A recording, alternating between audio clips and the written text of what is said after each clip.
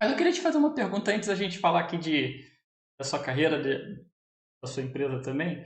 Olha, eu pergunto assim, não sendo muito invasivo, digamos assim, desse âmbito familiar, mas como eu vi que família é um pilar muito importante para você, Muito. e para mim, assim, eu sou pai de uma princesinha tem 2 anos, Miguel, assim, todas as vezes que eu converso com outro pai, uma outra mãe aqui no podcast, eu preciso fazer algumas perguntas sobre essa área.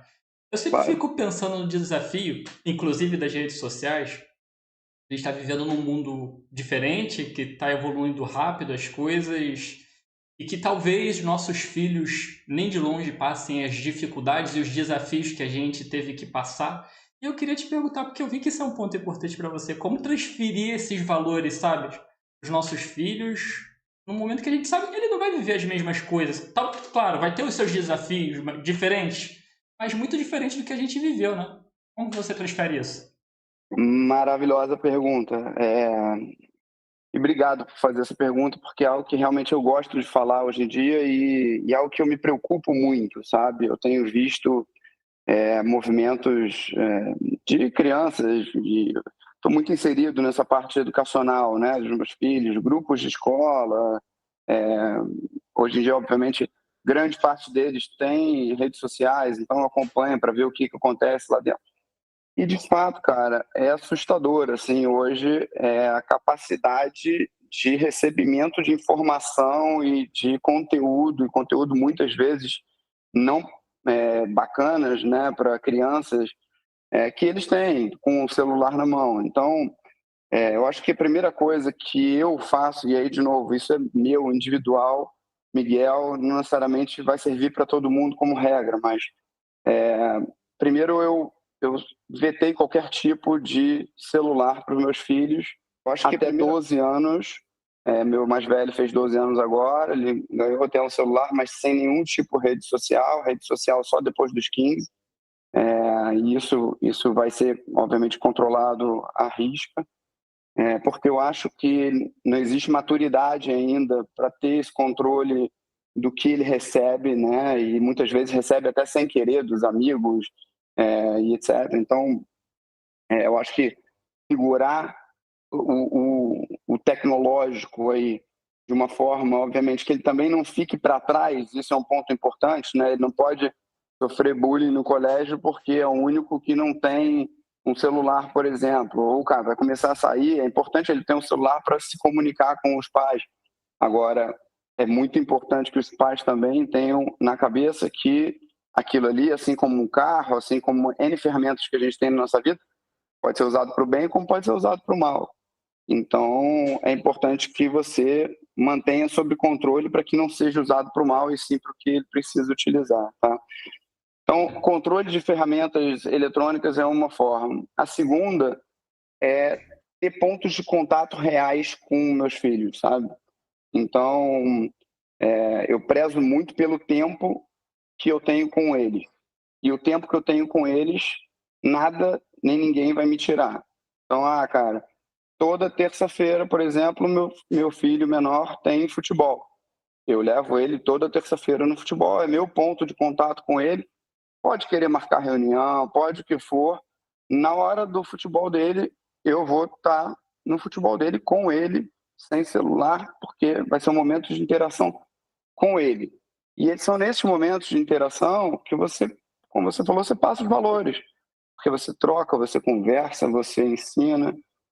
Então, ter esse ponto de contato verdadeiro, porque não adianta nada eu estar no futebol dele ou conversando com ele se eu tiver com o celular na mão prestando atenção, se está chegando mensagem, se não está, ou trocando mensagem de trabalho ao mesmo tempo que você está trocando com seu filho do lado, não funciona. Você tem que ter pontos momentos reais.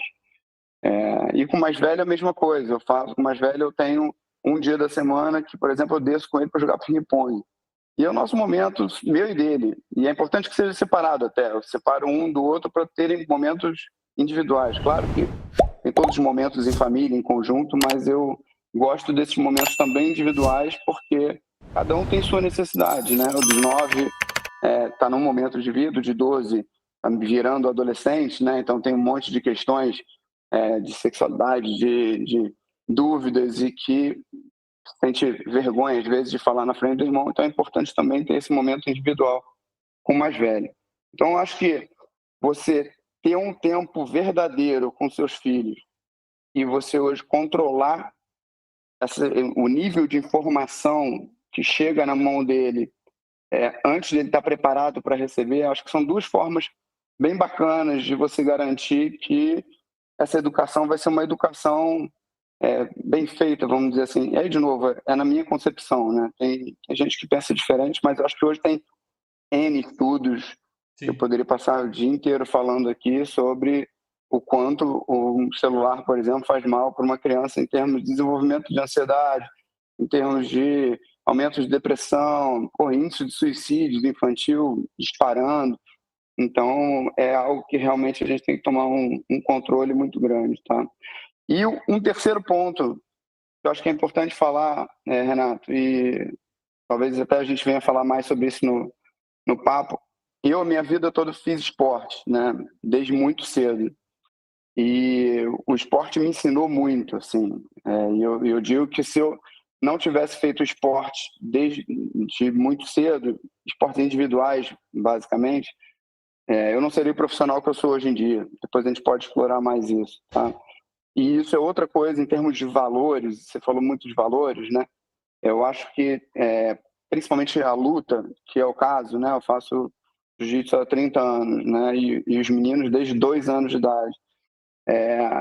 E tem muito forte essa questão dos valores, né? De princípios de respeito, de valorização ao próximo, de questões de diferenças sociais, né? Quando você está num tatame, por exemplo, todo mundo ali é igual, né? Não tem diferença nenhuma. Então, você vai perder provavelmente muitas vezes para um cara que tem muito menos dinheiro que você, por exemplo, ou vice-versa. Você vai disputar com outro cara que tem muito mais dinheiro que você.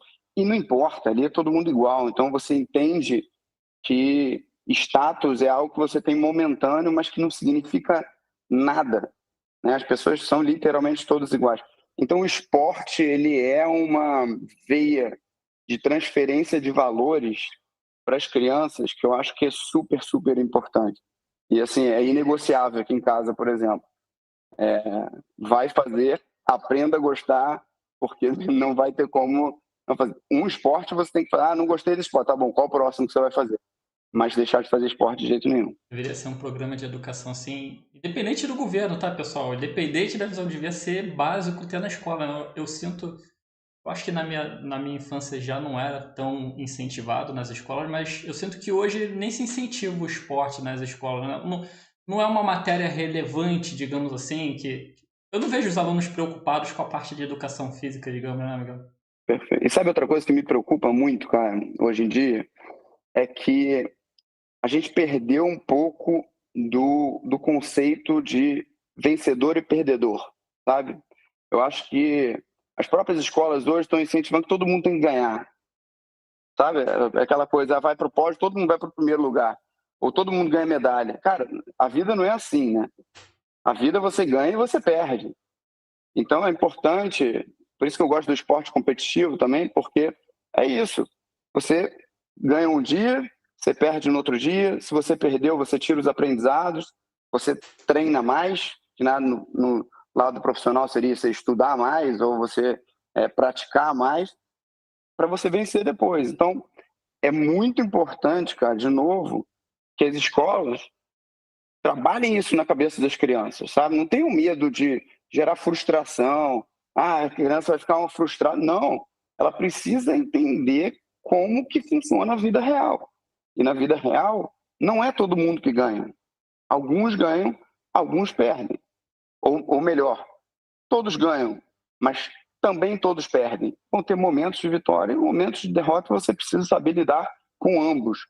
Se você chegar lá na frente e só tiver momentos de vitória, quando vier a primeira porrada, e você vai tomar esta porrada com certeza absoluta, aí sim você tem a chance de ficar extremamente frustrado ou de não saber lidar com aquela situação. Isso tem um perigo enorme em torno disso. Não sei se é uma visão errada que eu tenho, Miguel, até trazendo assim para o mundo, digamos, corporativo, adulto, né, digamos assim. Eu vejo muito profissional de desenvolvimento falando sobre o quanto é ruim a competição. Mas, pelo menos na minha opinião, eu vejo que é uma visão errada. Em algum momento eles viram uma competição tóxica, digamos assim, pessoas desleais, e acharam que toda competição é ruim, né? Quando, na verdade, bom, o que seria do Messi sem o Cristiano Ronaldo, sabe? Pode me ajudar a crescer, a fazer melhor, desde que eu não seja desleal, né, amigão? Acho que é o contrário, né? A falta de competição é que é muito ruim, porque ela te estagna, né? Ela te deixa parado é, e acomodado. A acomodação ela é muito ruim. Você tem que estar sempre buscando evoluir, buscando melhorar. E quando você tem alguém do seu lado para competir com você, você gera esse parâmetro de comparação, cara, aí que você tenta acelerar mais, você tenta buscar melhorar mais rápido e, óbvio, sempre olhando para o cara que está do seu lado para ver o que ele está fazendo também para você fazer diferente. Então, assim, a competição ela é fundamental para a evolução e para a inovação como um todo. Sem a competição, cara, o mercado não existe. Tá? Eu acho que a competição assim, fator determinante para qualquer empresa se desenvolver. Se tem um segmento onde você não tem competição, aquela empresa está fadada ao fracasso. E aí, curtiu esse trecho do nosso Profissão Mundo? Bem legal, né? Quero compartilhar com você, se você que acompanha o nosso podcast na intenção de crescer na carreira, mudar de carreira, quem sabe, no empreendedorismo, e quer encontrar uma renda extra ou que possa se transformar numa renda principal, e enxerga o mercado digital, o marketing digital como uma possibilidade, no primeiro link da descrição, estou deixando um super curso, uma formação, para você começar a ganhar sua renda extra, criar o seu conteúdo, o seu podcast, e trabalhar para uma empresa e quem sabe se transformar em uma futura renda extra aí principal, excelente renda extra, tá? Tá aqui no primeiro link da descrição.